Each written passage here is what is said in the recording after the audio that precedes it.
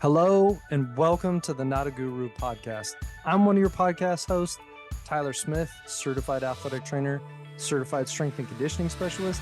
I'm also here alongside the prestigious Dr. Heidi Cook.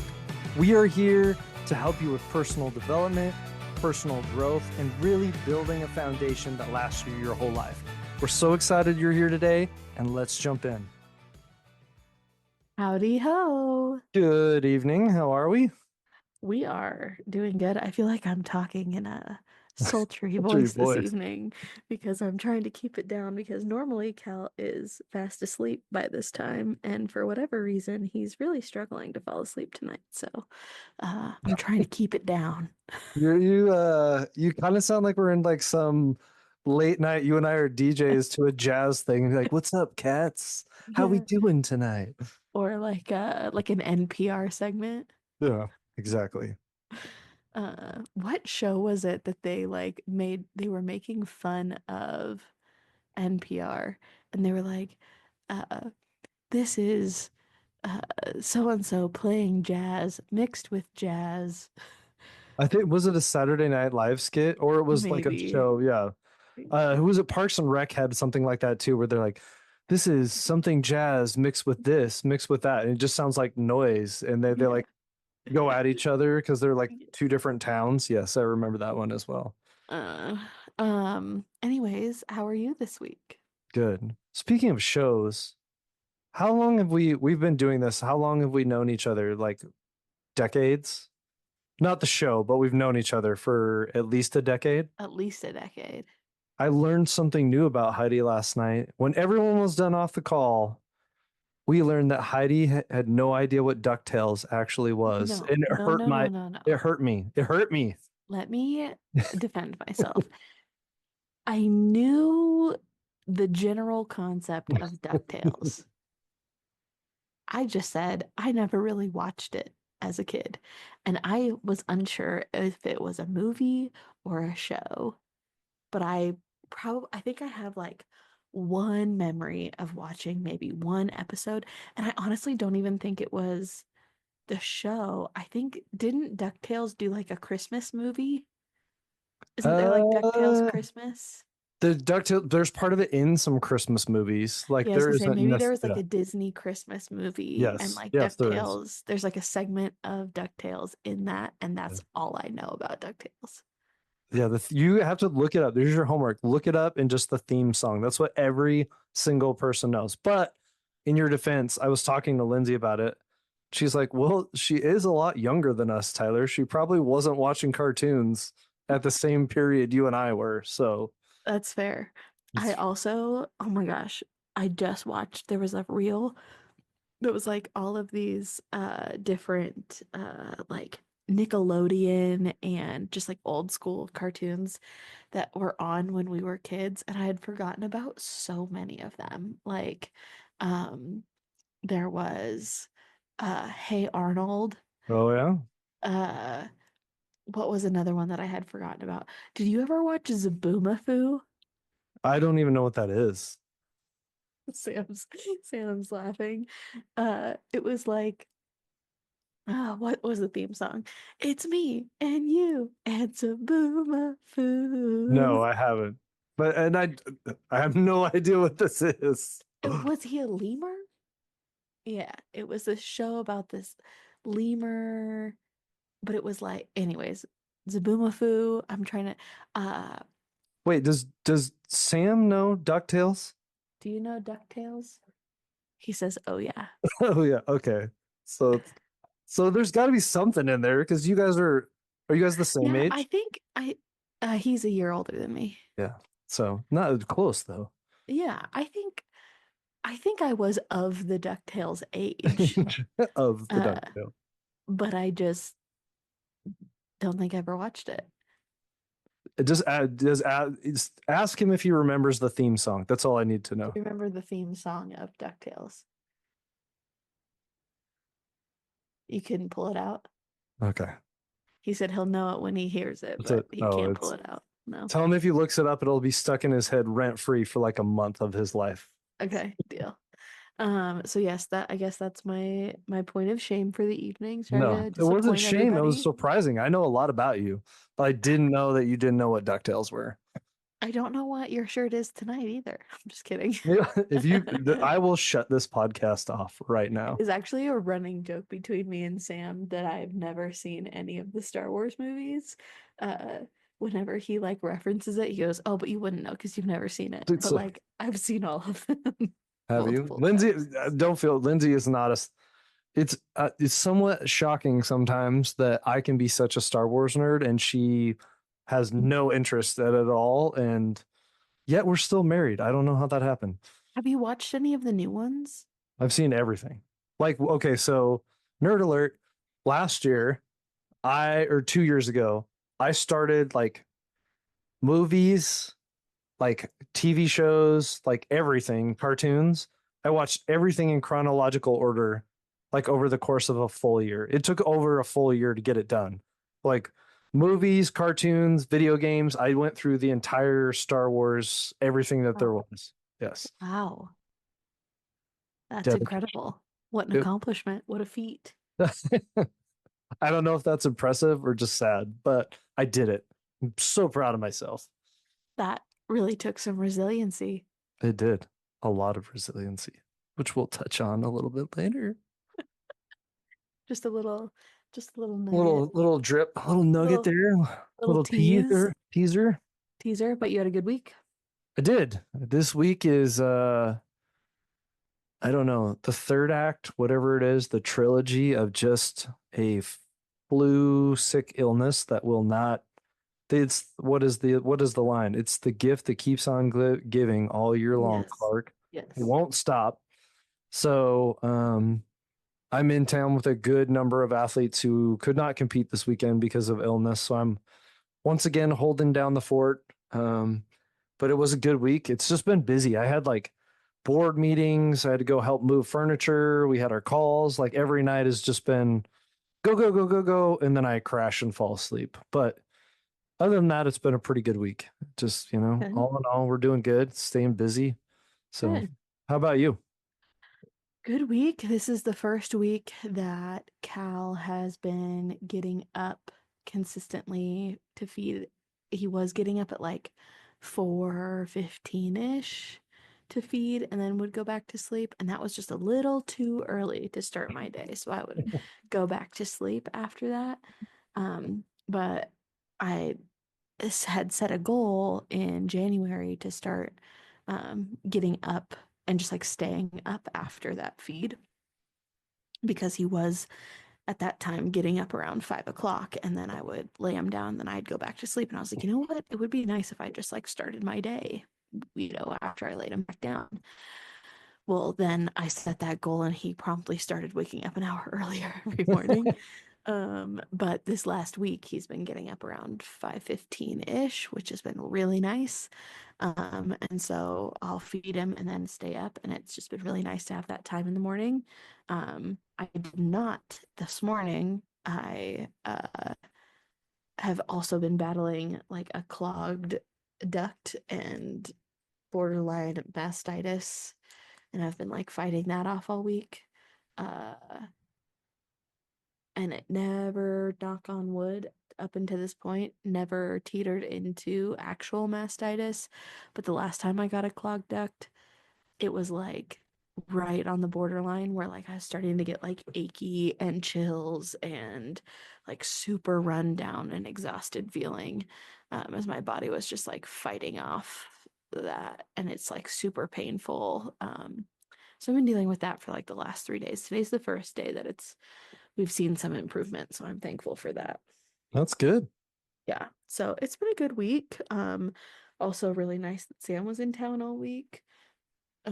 So yeah, overall, really good. Overall, 2 good weeks.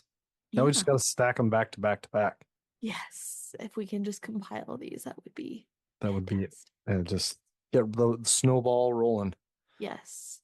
But Cal is just like growing like a growing like a weed. He can um he can pull himself to standing now. He can, Nice. he's just all over the place. He's so busy. His brain is just like exploding with new things, and it's a really fun stage. I'm so excited for when he starts walking around and your guys' life just turns so much into so much more fun.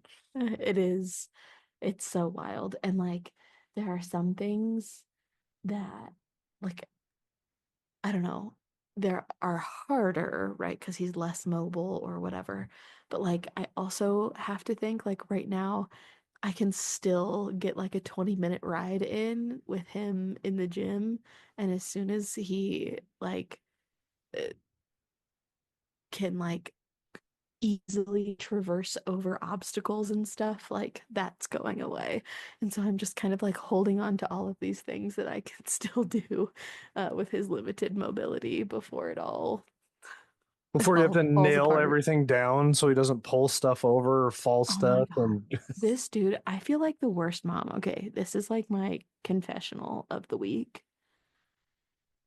This kid, have you seen those little like backpacks that kids wear that's like this little, it looks like a turtle. It's like a little backpack, and then it has like this little like pillow that comes up behind their head uh to protect them when from like falling backwards. no, I actually have never never Well, seen I that. always thought they looked so silly, but I Yeah, swear to but God, this kid has bonked his head every single day. Like it's just insane. I'm like, he's gonna have CTE before he even touches a football.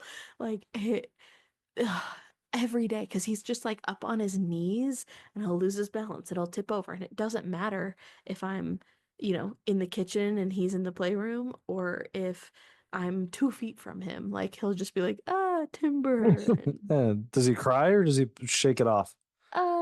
depends on how big the Mhm. bonk is. Yesterday he had a big bonk. Uh, and he was trying to pull himself up. We have like this little towel warmer in our bathroom, and I had stepped away to grab some socks.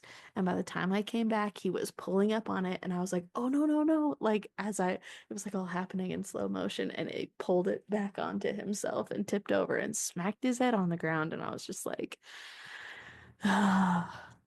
Have either of you had the fun little kid bonk where he like you're holding him and then he loses control and it goes straight into your nose Oh, and nose or my teeth. He's if gotten my teeth before, which hurts him more than it hurts and like me. you can't give the reaction you want because he's Yeah. right there. You're like, I can't swear, I can't scream. I just have to be like, oops, and then set him down and be like, son of a bitch.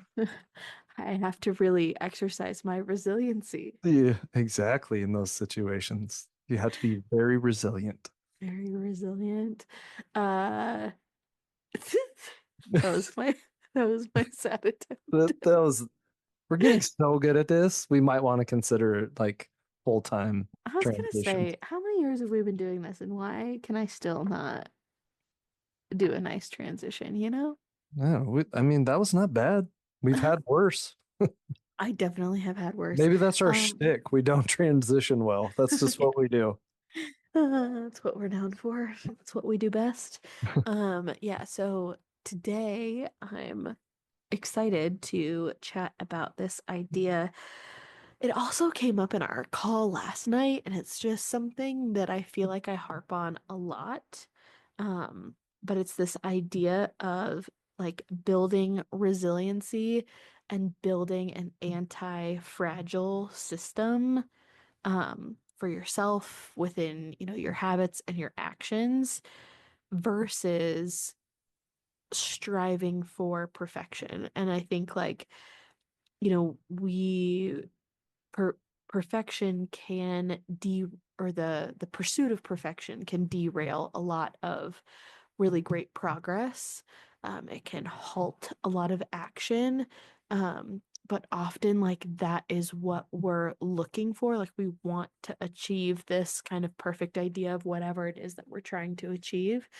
And I want to challenge that with a bit of a perspective shift and maybe shift what it is we're striving for. And instead of kind of this perfect system of routines and habits and meal planning and this and that. It's like instead of trying to cultivate something that's perfect or, flawless, textbook, whatever, what if we changed our perspective into how do we build something that is really resilient, really, like I said, anti-fragile for like from outside forces, so that no matter what is thrown at us, we have a system that is resilient so that we can carry forward in our actions.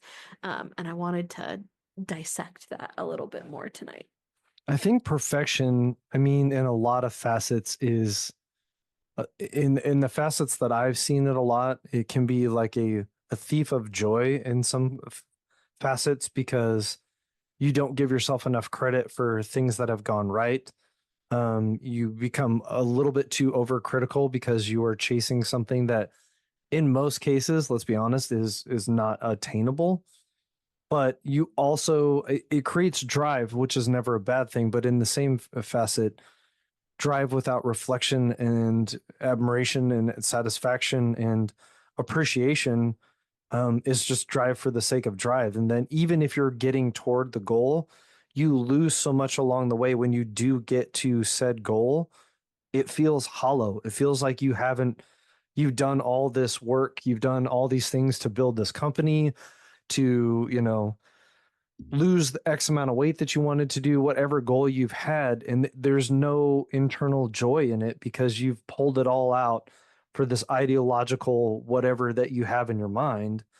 And then the other problem is when you, to your point, and we'll get to it, is when you're striving for perfection in whatever it is, and it doesn't hit there, like it can crumble everything because you're not, like you said, there's no resiliency built in, and it's just like this house built on a shifty foundation that's going to fall apart because you don't have the resiliency underneath to make it stand.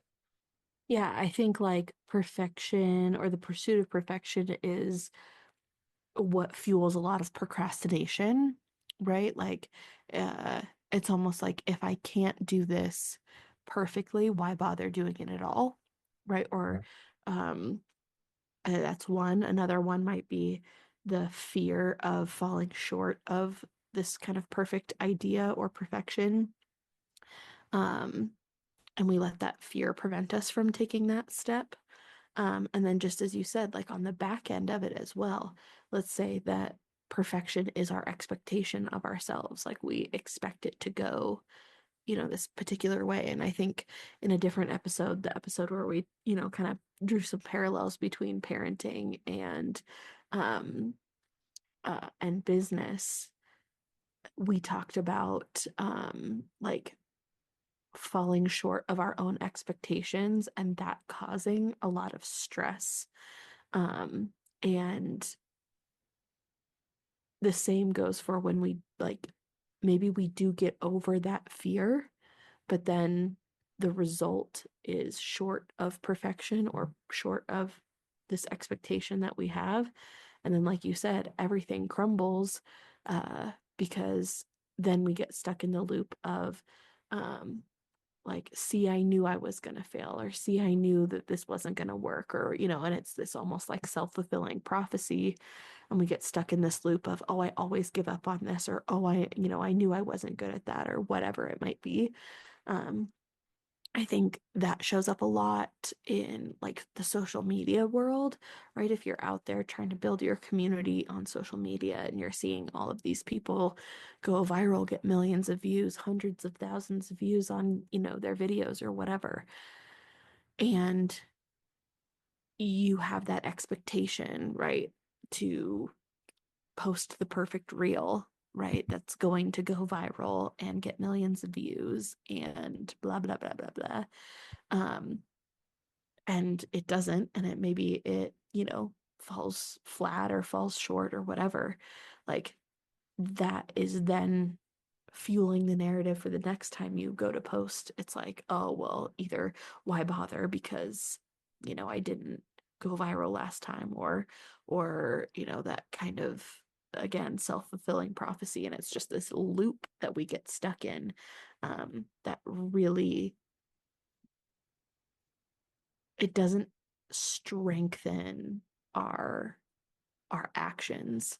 It doesn't strengthen our patterns, and it really just weakens them. And it's almost like, we've talked with a lot of clients about, lowering our expectations, and leaning more into the realm of neutrality, right? Like lowering our expectations, for a lot of people, feels like giving up, or feels like taking the easy way out, or feels like, whatever. And it's like, well, if we're at zero right now, you know what I mean? Like, I Yeah. almost want to, like, you know, slap you with a bit of a reality check of like, well, that doesn't feel like enough, or that doesn't feel like, I feel like I'm giving myself an out. I feel like I'm giving, whatever. And it's like, you're giving yourself an out right now by not following through on any action. Like, and so it's like, what are we even doing? Like, it doesn't make any sense, right? Yeah. And so I think, that's where perfection, or the pursuit of it, or this, unmanaged expectation, is hurting us more than it's helping us. And so I'm not saying that we shouldn't have big goals. I'm not saying that we shouldn't strive for more. I'm not saying that we shouldn't, work hard and put our best effort forward. But I often talk about this thing, called the ladder of believability, right? Like, and it's basically an exercise, or a strategy to train your brain into believing like what you are capable of, or what is actually possible, right? And so if you have a goal to work out 5 days a week, and currently we're working out 0, right? That's a big leap. And so let's say you go in balls to the walls, and we have a week where we exercise 5 days in a row. Great. But then we're, exhausted, whatever. And all we did was, muscle our way through it for a week. And now, the next week we show up on Monday, we don't show up on Tuesday. Oh, I didn't hit my 5 days. What's the point? Right? Like, Right. we failed that expectation of ourselves. And then we go week over week without, exercising again, until we catch ourselves and we're like, damn, we haven't exercised in 2 weeks.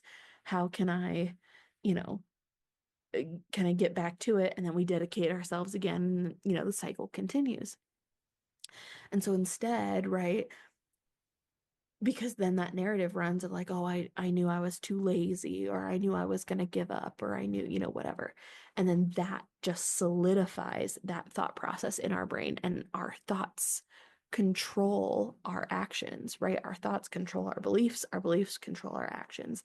And so if our thoughts are controlling what we believe about ourselves and our own capability, right, we need to dial it back and prove to our brain, right, that I can consistently show up for myself and move my body 1 time a week. First rung on the ladder, right? And then once you can do that, right, you're starting to retrain that piece in your brain saying, okay, I am capable of this. And now let's move up to the next rung on the ladder. And that goes for exercise, that can go for building a business, right? Like, let's say you have a goal to build a 6-figure company, right? Right. Great. Let's focus on the first rung of believability, and let's get our first client, or let's make our first sale, or let's let's like set a goal that we know we can attain, that we know is achievable, and do everything we can to achieve it or exceed it, so that we can continue to train our brain that we are capable of these things. And I think that can not only allow for a little bit more messy action, but also, like, I think we always try to skip to this, perfect, planned out, set of habits or actions or whatever. And that doesn't give us anywhere to go either. Right. So we're constantly like dedicating ourselves and falling short and falling off, and dedicating ourselves, falling short and falling off, when instead, like, lower the bar, right? Like, start on that first rung of believability, train your brain, teach your brain that it is something that you are capable of, and then allow yourself to take the next step. Like, give yourself that space to do that.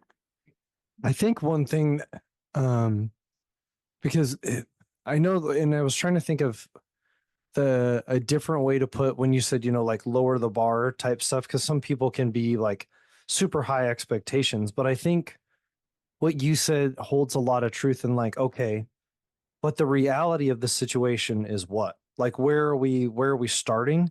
And that Yeah. doesn't mean that the bar can't be high later down the line. But right now, if you like, you set the bar too high, that you're not going to hit it. And then you said you fall into those. The other thing that I thought a lot about, um, and that just kind of in relating it back, is I always tell people, and I know in some words you do too. It's progress over perfection. Yeah. Having progress all over, like over and over in any endeavor, is really the only way to like true success. If you can read, and Heidi and I have bunch of books about people being successful. They didn't knock it out of the park the first time. It has been a progress over time to get things done. And what that does is it builds in resiliency. It builds in the skill sets that when you get there, there's this ability to maintain I don't want to say perfection, but maintain what you built. And it transfers so much more as you progress through things, because I guess, like you said, a little hard and fast smack in the face is life is going to be tough. And the more that we build resiliency, and the more that we understand that, like, even through the tough times, even through our quote unquote failures to try to reach this perfect goal, we're still making progress toward what we want to do. And that's the only way to, like we talk about, to kind of drudge through this, or step by step understand that it's like, and usually, I we use this analogy a lot with our athletes and with clients and stuff, is you can't sprint up a hill and expect to get up there, like in without falling back down because you're tired or you have to stop. Like, the slower way, the steadier way, the way to build resilience, when you do fall down or the footing does get kind of weird, you can dig in, you can rely on your resources, and that gives you the ability to stay where you're at. Because I think in your analogy, if you're chasing perfection, we are sprinting up the hill, and when we don't get it, we're rolling back pretty damn close to zero. Yeah. Versus if I take some steps and I'm resilient and I focus on my efforts and I focus on progress, when I get tired, I stop, but I'm still a third of the way up this hill, and I'm okay. And I have my footing. I have all the things I need to continue forward, instead of sprinting up there, falling back down. And it's very much so, um, like we talk about in the in the workout track world, a lot of Olympic sprinters tell you, when you do workouts, like, she divides them into sections. And about like 25% of your workouts are just amazing, like the most phenomenal, like as close to perfection as you can get. 50% of them are like, like it wasn't great, it wasn't terrible. And 25% is just, that was hot garbage. What I just did was terrible. But the idea that we're progressing and moving through all those back and forth is the consistency and the progress over time that actually leads to your goal, instead of just looking at the end goal and being like, I need to do this. Yeah. Yeah, totally. So I think that, like, kind of all of that, all of what we've talked about so far is essentially like getting your brain on board, right? Managing your expectations, having the right perspective as we're going into building these behaviors, right? Like, that is step number one in building kind of that resilient system. I think the other piece in that is really evaluating your priorities and really dedicating yourself to what those are, in, again, with the right perspective, with the right mindset, with, getting our brain on board at like doing that first, then really getting clear on what our priorities are and how we are going to create them in a way that works within our life, right? Because when, let's say, again, if we're striving for perfection, we are saying that we're going to wake up at, 6 a.m. every day and work out, right? That would maybe be like the perfect vision of what we have or what we're looking to do. But let's say you have young kids and sometimes they wake up at 5:30 in the morning. Sometimes they wake up at 6:30. Sometimes they wake up at 6. Sometimes they wake up at 7, whatever, right? Like, and these things are outside of our control, right? How are you going to hold yourself accountable for waking up and working out at 6 a.m. every day if there are multiple days a week where, your kids need you at 5:30 in the morning and now you're just going to throw your hands in the air and say, "Oh, well, there goes that week," right?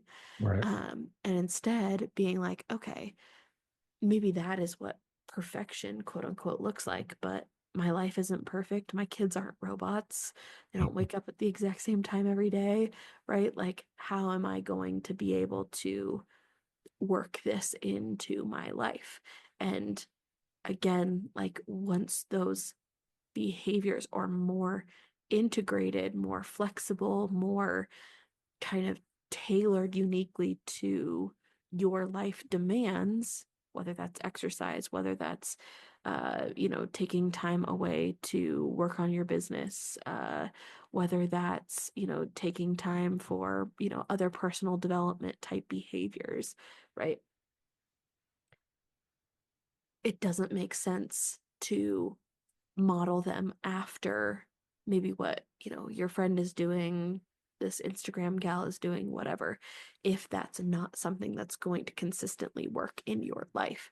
And so again, like, really focusing on, instead of searching for, striving for this perfect image or system, how do we build an anti-fragile system, a system that isn't going to break down when the kids wake up early or when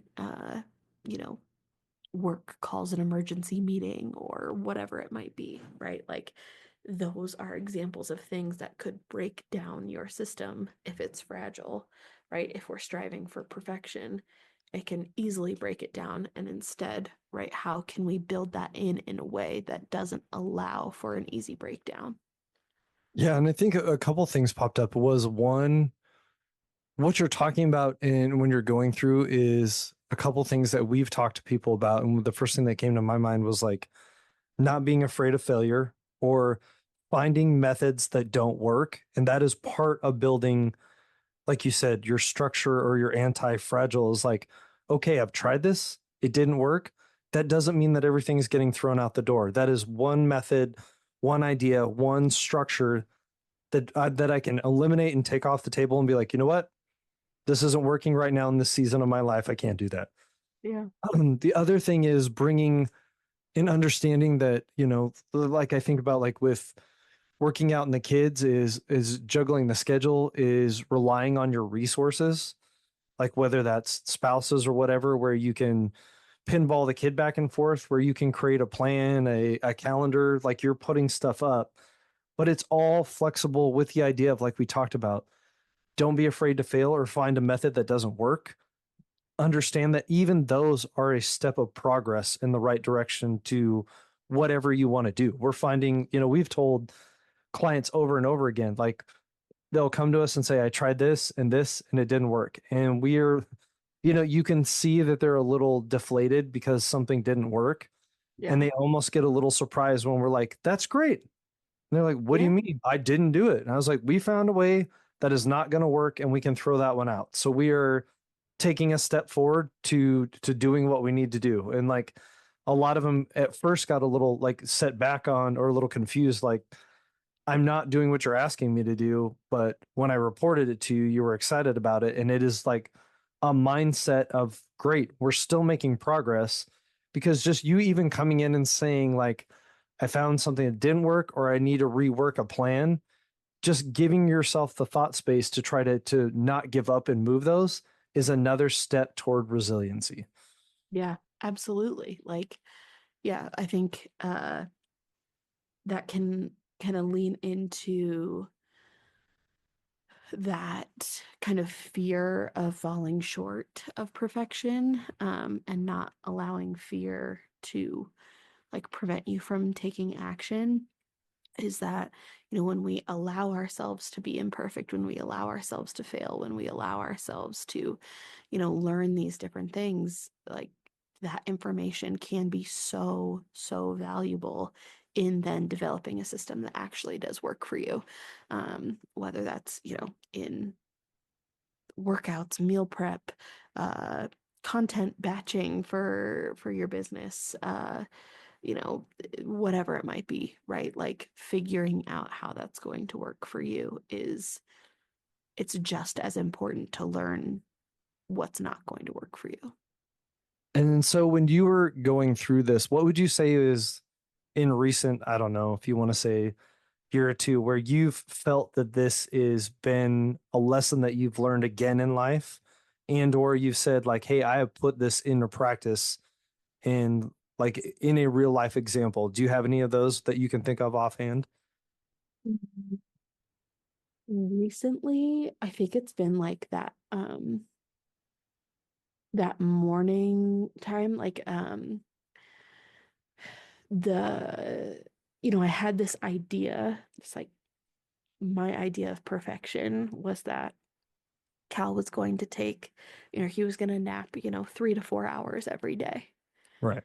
off of my body in his crib. And Cal has never been that baby and will never be that baby, maybe. Who knows? He isn't right now, right? And so uh I was, I'm just kind of living my days where some days, like, I literally have time to make myself food and eat while he naps, and then he wakes up and he needs help to either continue napping or we roll with a short nap or whatever. But it's like, I don't have hours on hours to dedicate during the day to work or this or that. And so I was consistently falling short of my expectations of what I was able to accomplish in a day. And so that's where I was like, okay, this clearly is not working. Um, and I'm really frustrated with how I feel like I get to the end of the day and I always am feeling like I fell short Hmm. of my expectations, and I don't like that feeling. And it took me talking that out loud with Sam for him to be like, working through some ideas of, okay, how can I get more time for me to get some things done that aren't just like meeting my basic needs, right? Like Yeah, eating. sure. Like eating, Yeah, sleeping. or, folding a load of laundry or, whatever. Like, and the only way that I was going to get that time was getting up early. And so, that's what we've been trialing. And so again, like that idea has helped me not only take advantage of that morning time when I get it, but also it has helped me have a little bit more like mental grace for myself on the days that I don't get that morning time. And I can like know and understand, like, okay, I didn't get that morning time today. My expectations of what I can truly accomplish is probably a lot lower than maybe what I accomplished yesterday. And like that has just been a good perspective shift overall. And again, has like helped me develop a system that isn't breaking down day over day over day because Cal's only sleeping for 30 minutes, right? Like that clearly wasn't working. Um, but I think I like that's also just a good note for everybody out there is like sometimes it takes failing and trying to do the same thing over and over and over until you reach a breaking point of like, this is not working. Like, I didn't do it once, right? And then decide, like, oh, that didn't work, right? Like, it, I was stubborn, right, in my efforts, in my pursuit of this kind of perfect idea that I had of how my day was going to go. And instead of fighting against that. It took me a while to stop fighting against it and find a solution that worked better with the current circumstances. Sure. Absolutely. What about you? I'm just trying to think. I think the one that's probably like with a shift for me just lately has been I used to very much so my workouts or my me time was scheduled when I got home, like at night when I got done. Um, but with some of the shifts and like and I've been doing it for like 5, 6 years ever since I've been doing this. But what I think finally got there is like I was so tired of being scrunched and felt like I'm missing out on time with like my wife and my son because I'm, you know, you kind of felt selfish in a little bit, but like I understand it's important. But and even with work, what I had to kind of do is just adjust, use my resources and be like, hey, my coworkers or whoever, like I'm not coming in until this time. So I actually got up a little bit earlier, pushed my day back a little bit more with flexibility and like got a workout in earlier in the day in order to like set my day, set my intentions, but like just reshift everything because it just wasn't working and it was starting to, I don't want to say fall apart, but it was becoming less and less enjoyable. And Was this more of something, an added stress versus yeah, a just like, okay. And then anything, the other nice part was like anything that potentially could get in the way, to be honest, created stress. And like, okay, we can jump into this at a different call. But like if I didn't think I was going to get a workout in, I would start to feel stress. And I'd Mhm, be like, okay, like wait a minute, like my me time, my workout was getting taken away and I would get anxiety about it. mhm. And so putting those things in the front of my day where as things came through, it didn't have that same reaction because I'd already got done one of those intentions that allowed me to, empty my cup, fill my bucket, all that stuff. But it took me adjusting my schedule, being a little bit more resilient, just hands out for everyone. I'm not a morning person. I don't really enjoy them. Like, I'm not one of those people that jumps up and like clicks my heels and like, the day is fantastic. But even working out, or that was a bit of a transition. I didn't really like it when I started. I was not a big fan. I was like, this is not my favorite thing in the world. But, coffee, some music, like get going, and then it's just part of what it is. But it took reframing what is important, like sitting down and, talking with, you know, figuring it out in my head with my son. And it took some trial because he's got to go to school. So what time do I start? What does he need me for in the morning? Like, how can I make things, I also have a routine where I'm trying to get everything ready. So my wife, who works graveyards, can come home and all the little things that she feels like or she wants done before she goes to bed, I try to take those off her plate so she can go straight to bed. Like, Right. but it took planning and like, okay, when do I get up? When do I, do all that stuff? But um, and I think the more that I've flexed and done this stuff and you've done it, the more like the resiliency just shows itself up. It becomes more of a skill that you've learned, not something that you have, but a skill that you've learned or a muscle that you've created and you keep working on. So when it does come through, it's just that easier. It's easier to be resilient when you've practiced it and done it over and over again. Yeah, I wholeheartedly agree. Wholeheartedly. It's a muscle just like anything else. Yeah.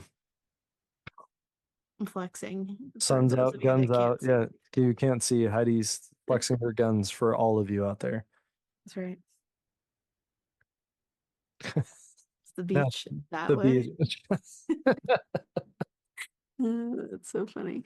Um, yeah, I think that's great, and I think that's a good place to tie a bow on it because, like, uh, I think that sums up the overall efforts, right? Like